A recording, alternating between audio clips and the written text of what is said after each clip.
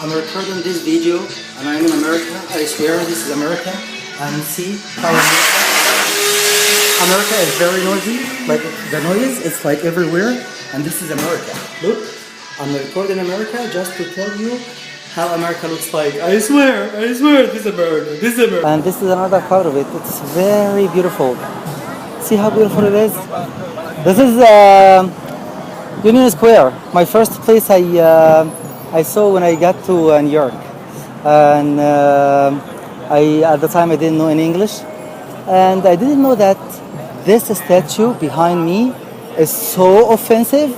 I did not know that until later, because I used to greet people this way, as this statue doing exactly. Hi, and a friend of mine said, "This is so offensive. Shouldn't do that."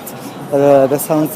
Actually, my friend said that because he loves me, and he said that because he thought this is very offensive because that looks like I am doing like the Nazis when they were greeting Hitler, and that's so offensive. I don't know why this statue isn't.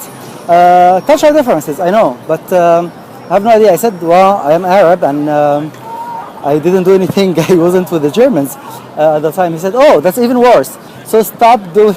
Partial knowledge is real, and it's totally a reality, and people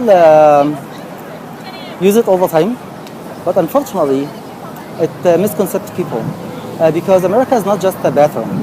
America is much more than this, and the Middle East is more than this, but people usually use partial information to give a wrong impression. I want to save lives. I want to save the environment. Help me to save a tree. Help me to save a human being who is oppressed. This human being will plant a tree, will plant the Garden of Eden. Let's help each other. I remember 10 years ago when I arrived here to the States. My brother Mohammed gave me his cell phone. After 10 days I got to the States. He lives in New Jersey at the time. And he helped me to find someone who's an Egyptian who works at a magazine store, a newspaper, to find a job. And it was scary for him to leave me alone. So I found that great place, and I was so amazed of the amount of books. And he was trying to tell me, where are you now? He's calling me like every 5 minutes. Where are you now? What are you doing? And I say, I don't know, I am in a public library or somewhere. So try to pronounce the name of the place and try to tell me to repeat it. Like I couldn't pronounce Barnes and Noble. What? He's like, is it that? I cannot hear you. I couldn't hear what he's saying, but I found the place is amazing, and I didn't know if it's like a public library or what, but it just looks great. And I was walking between these books, do not find anything in Arabic, and my English skills is like, I go to school every day. This is a book. My mom cooks cake.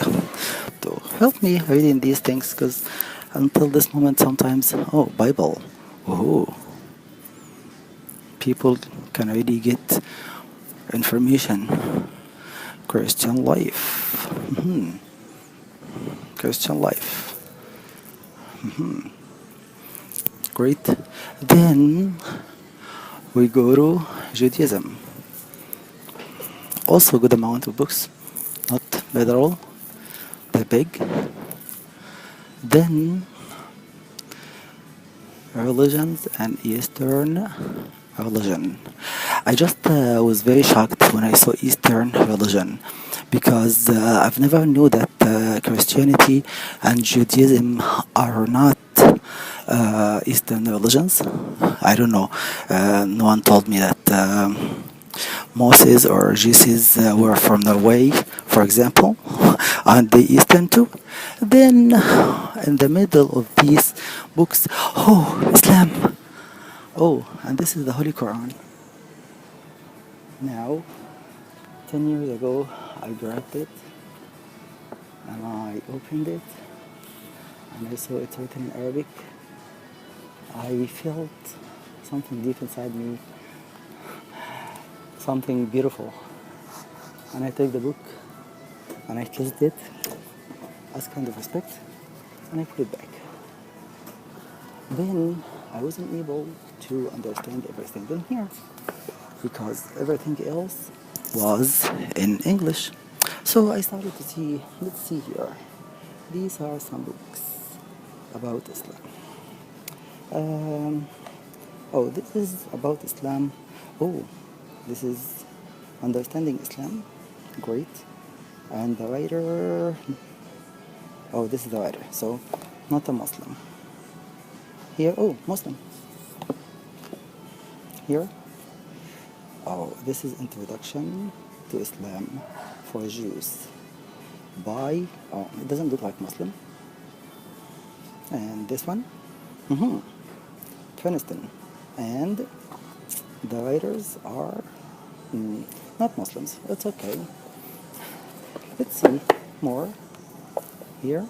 Oh, the writer, oh, no, the future of Islam, no, not Muslim. Oh, no, not Muslim. Ooh, this is also same thing. Writer is not Muslim, okay. Here, Muhammad, oh, no, okay, so no, it doesn't look like a Muslim writer. Here, no. Okay, let's continue. And then here, some are Muslims. Oh, let's see here. Oh no, Muslim. It could be Islam for Dummies. That looks very very cute. Islam for Dummies. Let's see who the writer is. I don't know. Here, and this is a very credible place, and people just come here because it's source of information, and this is what we get our information from. Right. So, just I want you to know that what I'm thank you, sir. What I'm trying to do is not defending Islam as a religion because I cannot defend a religion. I am defending minorities are abused by some people who claim they are fundamental and they are doing what Islam say. Let's keep sharing. These are mostly Americans around me. We are sitting on the floor. People bring food. They want to relax on Friday afternoon. We enjoy some art. I don't think anyone around me now is planning to attack any human being, Muslim or not Muslims. I want people in the Middle East to see these people, and I want people in America to know that people in the Middle East are the same. The majority are the same. If there are evil people everywhere, yes, they are. But we'll talk today about the impact of the religion on some people and how people misinterpret the religion. Hello Francis, I'm sorry that I'm sending you a video. It's much easier for me to just to express when I talk than to write an email, then I erase it, then I see grammar mistakes. So this way I just discovered it's like the best way for me to tell people whatever instead of me taking hours of doing something. And I might even YouTube this, but not mentioning your name after I talk. An article like the one you said today is really touching the problem that many people face. The problem is the writer of this article, for example, at the beginning mentioned something. The name he was talking about a cleric, a Muslim radical cleric. Muslims don't have that. Like people think, like when people think of Islam, they think about it like Christianity, for example, and the both religions. But actually, the both religions are totally disconnected, and they are different. For example, a good Muslim, for example, the Pope or the Vatican has to be virgin, cannot get married, a nun cannot get married, whatever. And in Islam, this is a sin. It's a sin to be able to get married and not to get married. See, it's totally the opposite, for example. So when we talk about a cleric Muslim or someone who has a religious authority or a religious power that does not exist in Islam, all Muslims are equal. As I started to send to you, the basis of Islam is all people are equal. There is no authority for another. There is no scholarship for anybody.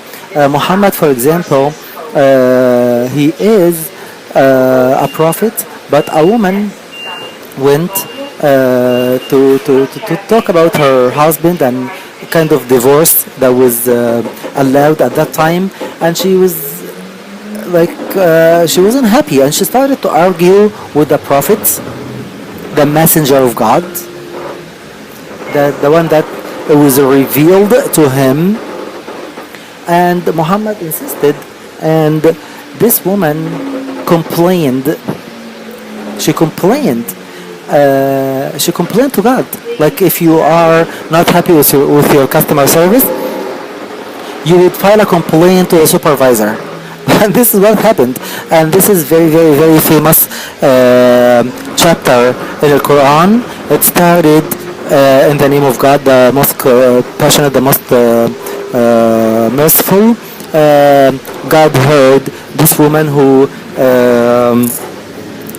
argue with you about her husband, and God heard your arguments, and God is like all hearing and all knowing, and God give the woman, this woman, the right to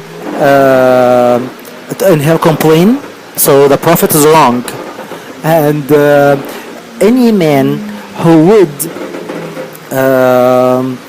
do this to his wife again, he would be punished punished like really big. He has to buy a slave to free this slave, so he has to pay a lot of money, or he has to feed 60 poor people, or if he does not have any money, he has to do fasting 2 months in a row before even he touches his wife back. So something like this article did not get the bottom of the problem. The bottom of the problem is these ignorants who follow a clergy or who follow a human, and they think they are very fundamental because they are following someone who has a long beard or who has something in his head that means he's fundamental. Actually, this person, the clothes that they wear has nothing to do with fundamentalism. It's all environmental reasons. For example, like me now in a sleeveless. This is very Islamic because Islam would say a man must cover from his belly button to knees. So what these people do is not Islam. And what these terrorists, mothers or relatives, their first impression, no, it cannot be a son. God did not say that. We educated our kids very well. No. This is totally wrong. This is conspiracy against Islam. This is conspiracy against our son. Cannot be our son understand Islam this way. And they're very, very, very upset because they cannot even imagine that their babies would do such a stupid mistake. Of course, there's a lot of other backgrounds of this. Has to be explained, and it's not easy, I know, but just a quick you might understand now what it is a little bit, and the solution is for those people who have good intentions and they are victims, because also these terrorists are victims themselves. They kill themselves, they commit suicide. So in order for us to save these terrorists from harming others and harming themselves, the only way is to show them the right way, because they are in the wrong way.